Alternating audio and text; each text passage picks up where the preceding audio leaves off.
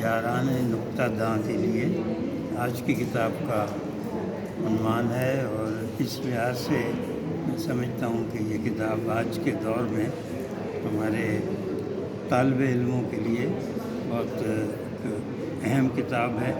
کہ بڑے عرصے بعد اردو کی جو مختلف اصناف ہیں، مختلف جہات ہیں، ان پر تفصیل سے بات کی گئی ہے۔ اردو حروف تہجی، اردو حروف ابجد، اردو ناول، شاعری اور منقبت، حمد، نعت،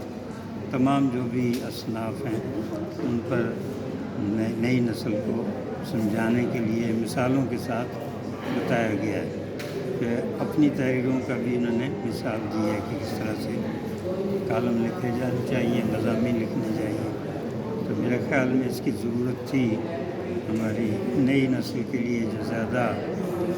ڈیجیٹل اور اسمارٹ فون میں زیادہ ہو گئے ہیں۔